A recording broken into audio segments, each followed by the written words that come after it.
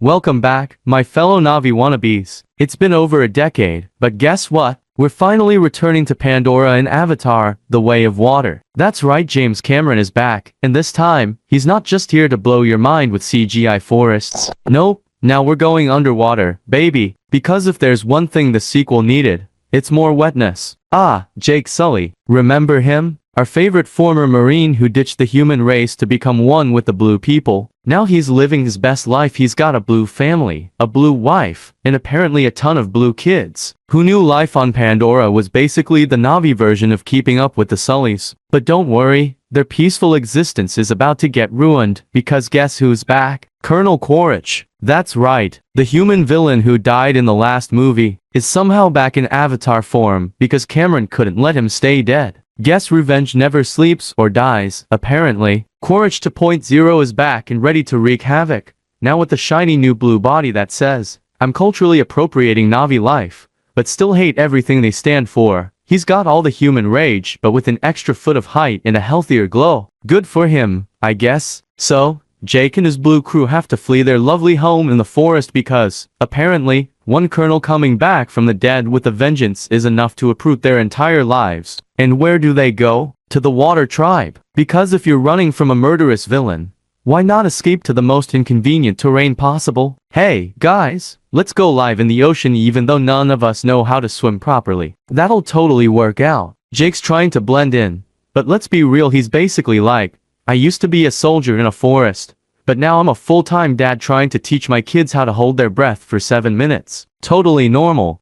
Jake's trying to blend in, but let's be real, he's basically like, I used to be a soldier in a forest, but now I'm a full-time dad trying to teach my kids how to hold their breath for 7 minutes. Totally normal. Enter the water Na'vi, who are just too cool for everyone else. They're all like, look at us. We have fin-like arms, we ride giant sea creatures, and we basically live in the Na'vi version of an all-inclusive underwater resort. Meanwhile, Jake's over here struggling to stay afloat like a tourist who forgot how to swim at a water park. And let's not forget about Jake's kids. We've got the rebellious teen, the one who's trying way too hard to fit in, and the adopted mystery daughter who may or may not be connected to the original Avatar tree. They're all here for the family drama that no one asked for, but James Cameron insisted on giving us. Because when you're running from a killer Avatar army and trying to save your species, what you really need is a family argument about sibling rivalry. Classic priorities. And then we get to the real star of the show, the water. Oh boy, does Cameron love water. We've got fish, whales, weird jellyfish things, and scenes that look like they were ripped straight out of a nature documentary, but with more CGI. Every frame is designed to make you feel like you've taken a dive into Pandora's Great Barrier Reef. Except you don't need to worry about sharks, just murderous humans with guns and giant robots. That's right, the humans are back with their mech suits, and this time, they're even more destructive. Because what's an Avatar movie without humans bulldozing paradise? Oh, look, Pandora has these peaceful, sentient whale-like creatures. Let's kill them and take their brain juice. That'll solve all our problems, because, apparently, the key to immortality is whale brain goo. Yes, that's a thing. Why? Who knows? But it's very valuable, so the humans are here to ruin everything. Again.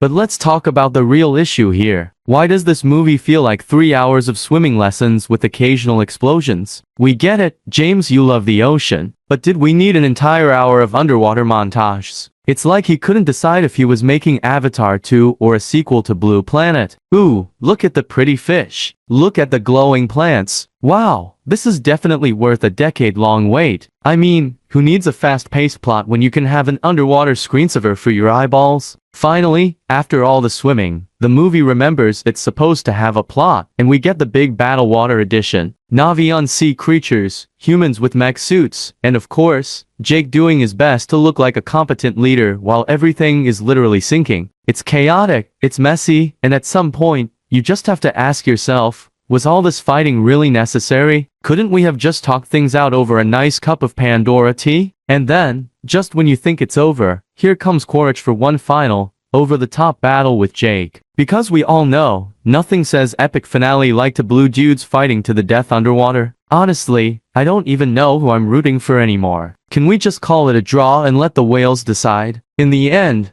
Avatar, The Way of Water is exactly what you'd expect from a James Cameron movie. Gorgeous visuals, epic action, and just enough family drama to make you question why Jake ever signed up for this mission in the first place. Sure, it's beautiful, but did it need to be 3 hours long? Probably not. But hey, at least you'll walk out of the theater feeling like you've just finished a snorkeling tour. So, if you're ready to spend 3 hours of your life submerged in Pandora's oceans, filled with glowing fish, massive whales, and more family drama than you can handle, go ahead and watch Avatar: The Way of Water. Just make sure to bring your scuba gear, because you'll be underwater for a long time. Avatar: The Way of Water, for when you're not sure if you signed up for a sci-fi epic or a documentary about alien ocean life. She got